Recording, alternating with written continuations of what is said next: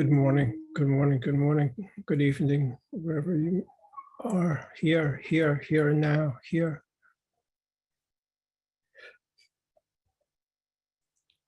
So some of you know, some of you don't know that my beloved mom, Annette, passed away on Wednesday. She wrote some dates down. So I wanted to share some of this with you. I didn't bring that pad with me. Wednesday the 22nd at 5:30 p.m. At home with hospice care, with her beloved caregiver, Ronnie, and my niece, Kristen, who flew in from Vancouver, and my brother, Gene, and myself.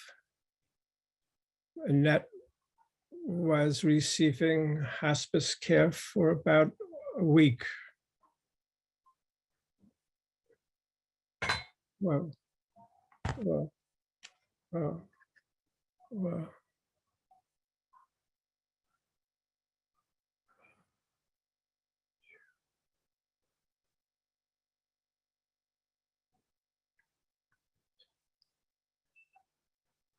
I especially would like to share with you the last half hour-ish of her life.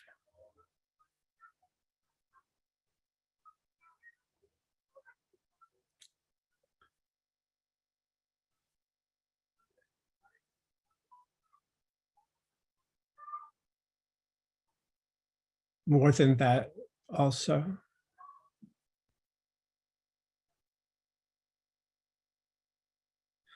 I know many of us have lost moms recently during this pandemic.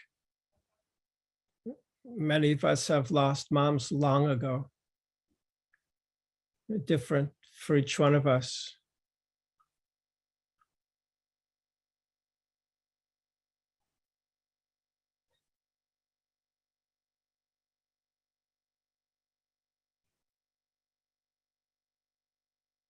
Maybe I'll begin with the last half hour.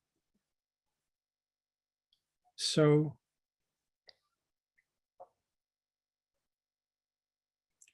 Annette's in a hospital bed in the living room, which overlooks the backyard. It's a beautiful setting.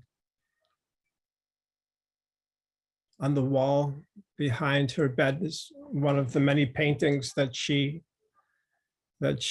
painted. Annette was an artist. And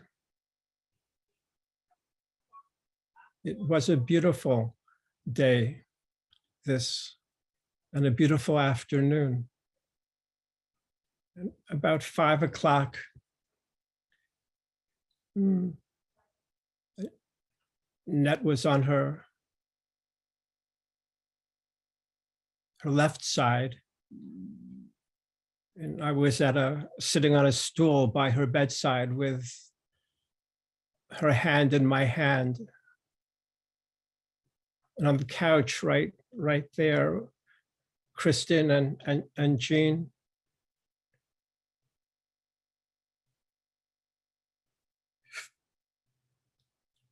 And I would say, a manner of speaking, Annette was maybe 70%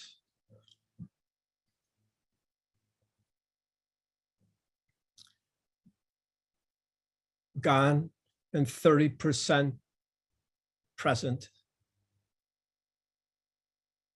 The 30% present was 100% present.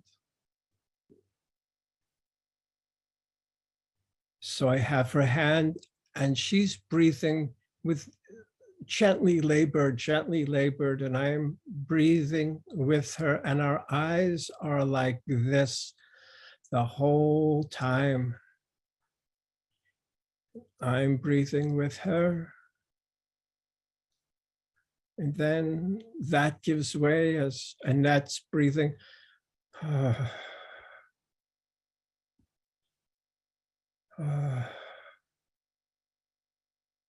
I'm breathing. Om. Om. Breath by breath.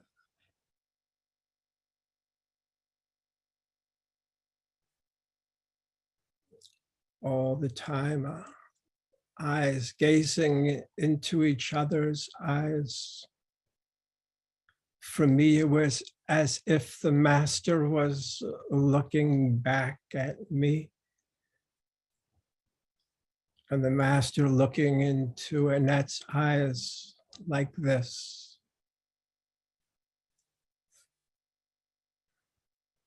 Presence of the master so powerful in this room. Truly, truly. So this is going on for perhaps a half hour, like that. And then all of a sudden, I realized, oh man, I've got to change my position. I've got to get up. My body is paining big time. So I gently let go of Annette's hand and I stand and start walking and motioning to Rani. I want to speak with her. And Kristen takes the place on the stool. And Rani and I are speaking. It was in the garage, actually, for perhaps 2 minutes. And we come back into the house, and Kristen is saying, Annette's not breathing. She, with Kristen by her side, which was so important for Kristen, Annette just simply took a final breath. And we were simply stunned, amazed at this graceful departure. And quickly, we straightened Annette's body out on her back and legs straight and like this. And I was wearing one of those India scarves that I wear a lot. This was a black one. I don't, Oms and Ganeshas, I don't remember. We draped this on top of the sheet that was covering her body.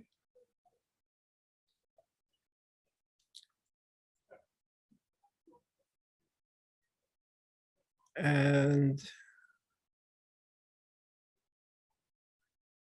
Annette stayed at home for about the next 24 hours until Mount Tamalpais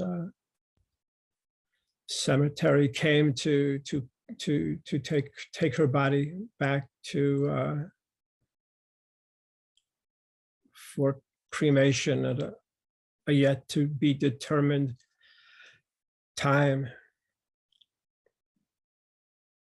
So my brother and Kristen and Ronnie and I and Annette's body, it was really a profound time of grace and profound gratitude that this passing of my beloved mom, Jean's beloved mom, Kristen's beloved grandmother, and Ronnie, how close Ronnie and Annette are, however you say, Ronnie.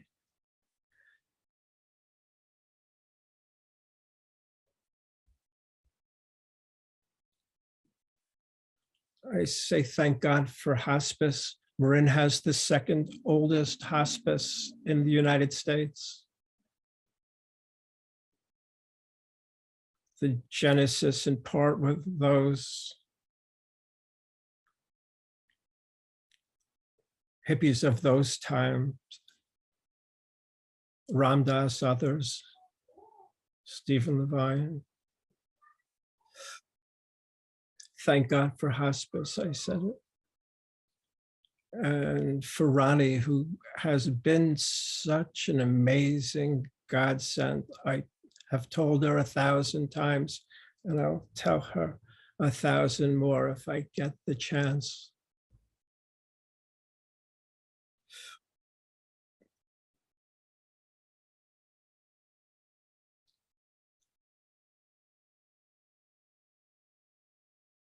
Wednesday, so that was a Wednesday. The following Tuesday, I went to the cemetery thinking that I would be doing the paperwork. I kind of remembered how all this works because my father too died at home with hospice in the living room in a hospital bed.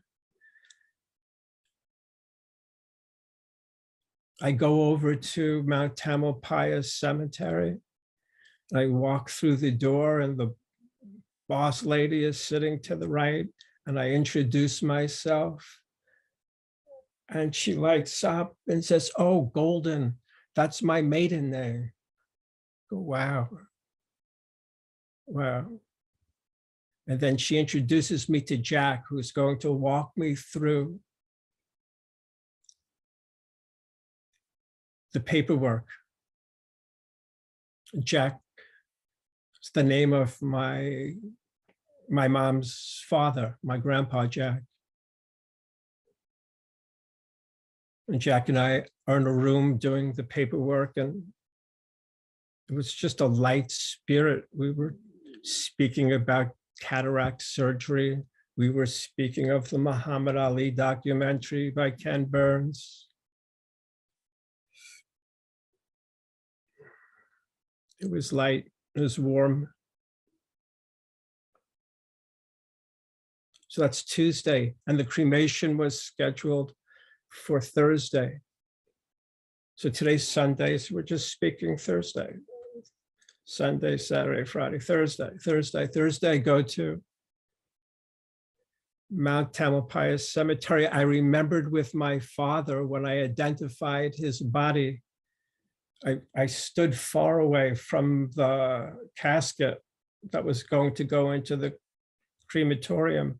I didn't want the imprints of, but I was far enough away I could identify my pop. And then the fellow, I don't remember his name, we drive to the crematorium where I will identify Annette's body with this same plan of standing away. And then I remembered, I have such a faulty memory, but this memory came to me that her body has that black scarf on it. And I asked this fellow, take a snapshot of this, and that will be the way to identify. And that happened.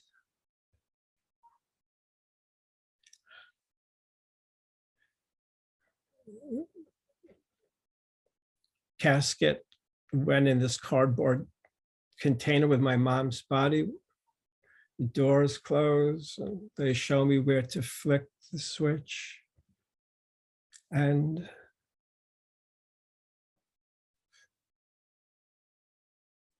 all the time, I just am feeling so profoundly how I speak of the Master's presence, my Master's presence.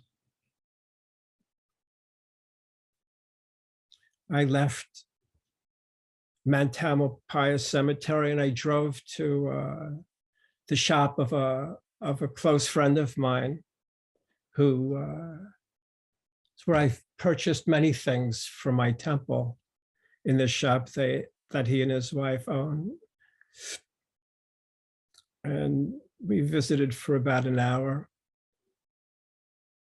And from there, I remembered reading in that, what's that app, that Nextdoor, I think it's called, about this new Indian Tibetan restaurant that had opened up near the corner of 25th Avenue in Geary. This is in my neighborhood in the Richmond district of San Francisco. So I went there and I had, there's only one other person sitting. It was inside. It was the first time I ate inside. It felt very safe. I had two of the best samosas I ever had and 2 glasses of really great chai. That was Thursday, and came home. So I've been home since then. In part, I've been looking forward to sharing this with all of you. This really, what has been for me, one of the most amazing 2 weeks of my life. My mom's departure, and how absolutely graceful it was, and how grateful I am for that. I could say in that week of her dying, there wasn't a moment from Annette that felt like fear. There wasn't any pain.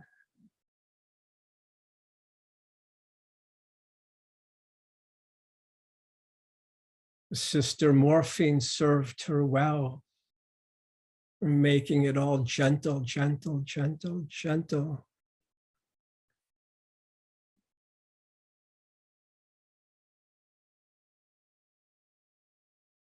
And there's so much more.